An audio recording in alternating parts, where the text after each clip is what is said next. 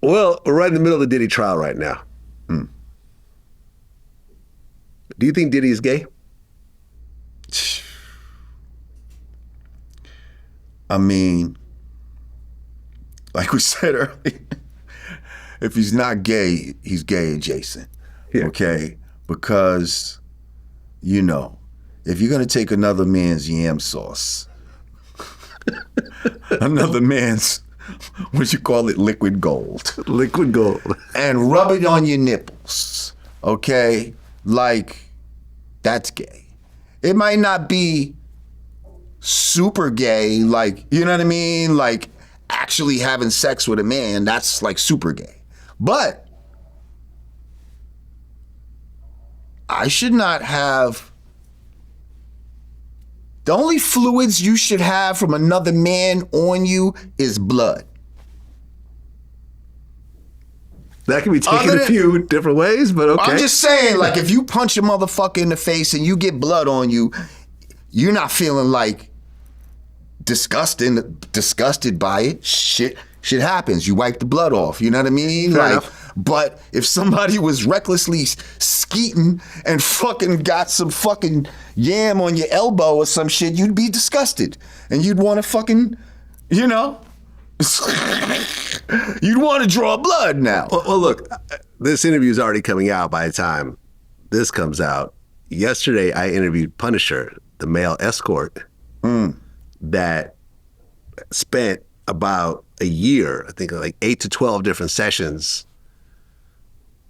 having sex with Cassie while Diddy watched in various capacities. And what he told me in the interview, but afterwards he did a better version of the same story. He would say that as soon as he would nut, she would jump up and do this sort of like weird sort of like run where she's not trying to spill the cum on the floor. You know, she's trying to like hold it together and run it to the other room to bring it to Diddy. And what he said was he was actually relieved during the trial when Cassie said that Diddy, you know, rubbed it on his nipples because he thought Diddy was eating it. Oh. He said, I thought I was eating it the whole time, so this was somewhat of a relief. I mean, it's not a total relief, but it's a somewhat of a relief. You know, and he was saying how, like, him and Diddy would never, he was instructed to never make eye contact with Diddy. He said the first time he ever made contact with Diddy, and this is after a whole year, was leaving the stand after testifying. Him and Diddy locked eyes for the first time ever. So Diddy had him in deep check. Deep check. Motherfucker, don't even look me in my eyes. He said, you can't look him in the eye. You cannot talk to him. You can't even address him. You have to pretend like there's not a dude with a Yankee hat jacking off in the corner. You have to somehow get your head around that. But, you know, you're being paid like around $2,000 each time. Right. So now, wasn't he originally a dancer or some shit? He was a male stripper. Right, so they was getting paid $200 maybe, but then afterwards they were able to make more money if they did this shit? So this is how it worked according to him, because I went into the whole story, right? So he's doing bachelorette parties all the time. People's homes, you know, certain clubs would do like a ladies' night, you know. And how much you get paid for that? Well, you make like it's all tips. It could be anything. It could be a few hundred. It could be a few thousand. So they don't pay you just to show up and then plus tips? Well, it depends. You know, he said his first gig, he asked for $50. And the guy's like, here. You know, and then later on, he had his own company and his own dancers and stuff like that, right? He said sometimes there were nights where he would do 4 or 5 different houses on the same night, like on a Friday, Saturday night, because it's not like there's a lot of people who do this. Let's just keep it 100. Plenty of female strippers out there. How many male strippers do you know? I don't know any. Actually, I know him now. I know one.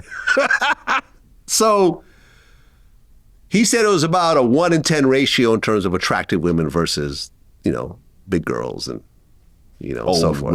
Older women and stuff like that, right? So 1 in 10 would be pretty cool, you know, attractive to the point where he might want to do something with them. So during the course of stripping, like, women are not the same as men. A man would be like, how much, you know, how long do I get?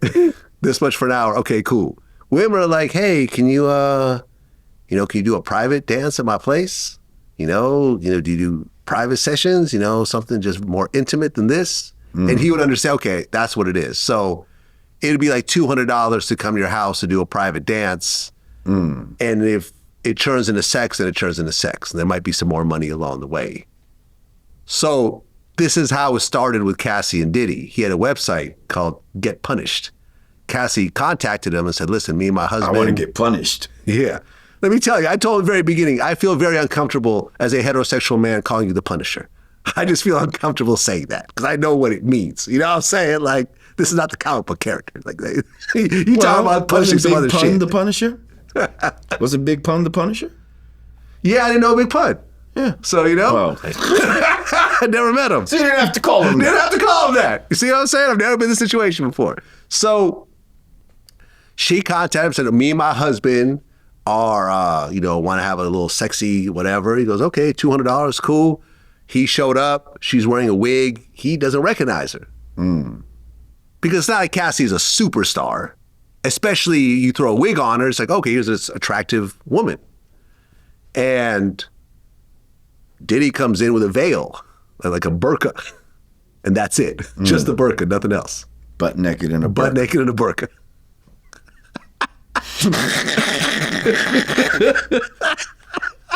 Okay. And they didn't give him like $2,000 that night.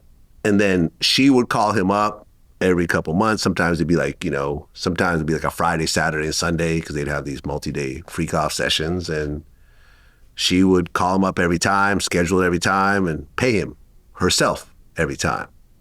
Which is the interesting part about this case because she's basically engaging in prostitution or procurement of prostitution. She's the one that's making the phone calls and paying the money. Diddy's just there.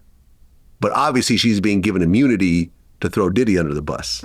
But she's just as guilty as he is. And in fact, it seems like she's more guilty than he is because she's the one that's actually doing it. He could argue and say, this was all her idea. You think I like rubbing dudes' nut on my nipples? That's all I can get. What about the drinking of the piss?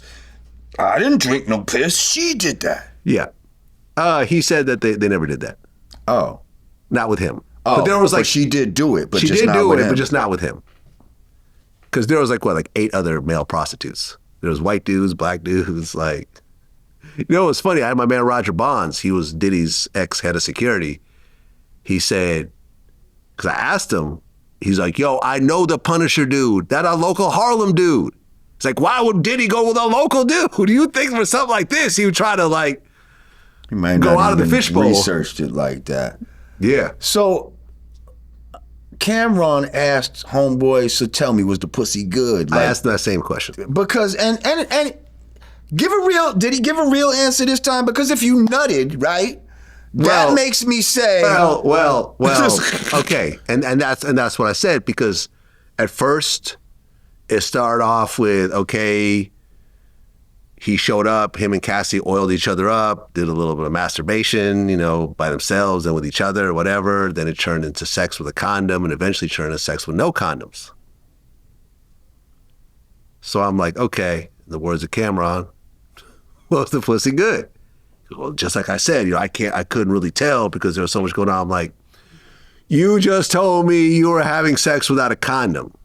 He said, yes, but at a certain point, they required me to pull out and I would have to basically jack off on her vagina, like on the outside. So then she could run over and give it to Diddy.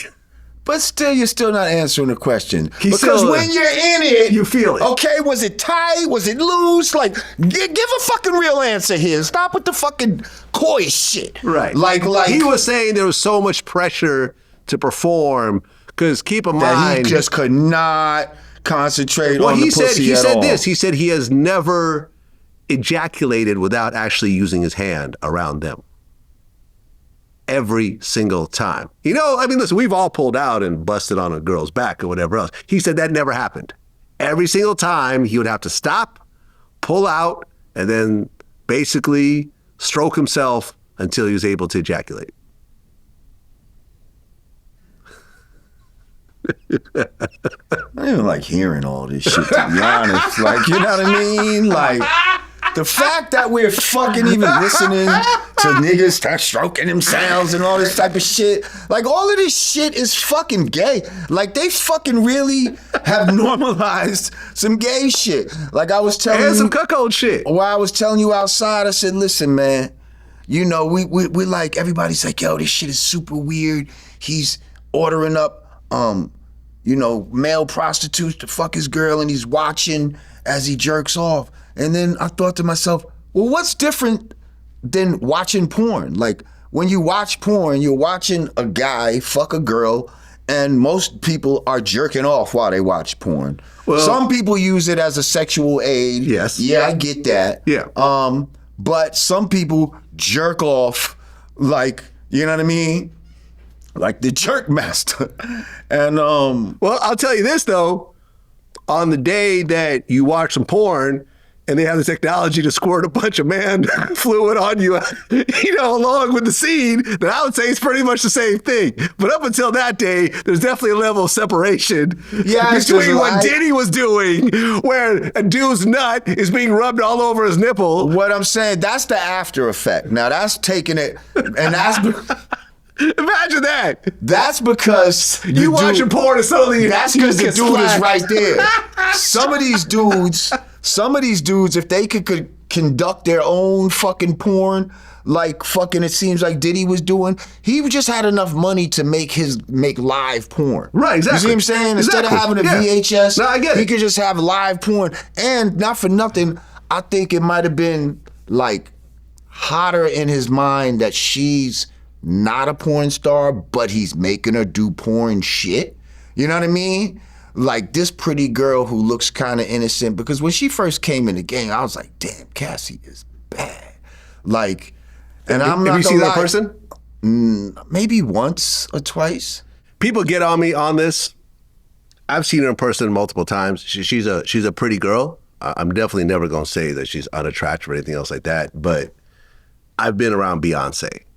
Like, you can't compare the two. I mean, she's not voluptuous like a Beyonce. It's not even voluptuous. It's just like, in person, she's pretty, but she's not like, oh my God, like I say, like. Well, yeah, maybe I didn't see her. I don't remember. Yeah. I feel like I seen her in passing a couple times. I'm not sure. But all I'm saying is, when I first seen her come in the game, I was like, and how she looked on TV. Yeah, she looked great. I said, yo, she looks bad. And she looked like she had a little bit of innocence to her. Like, you see, but this is where looks can be deceiving. Don't get fooled by these innocent looking broads, bad looking broads, because look what the fuck she was doing. Listen, this is a line that has been proven so true in my life and most people that I know. Can't turn a hoe into a house. No, not that line. It's a Kanye line. The prettiest people do the ugliest things on the road to riches and diamond rings. The most attractive people I've met in my life have been the most nasty, vicious, ugly people on the inside. Whereas people that are average looking, I feel have just been better people. That's been my experience.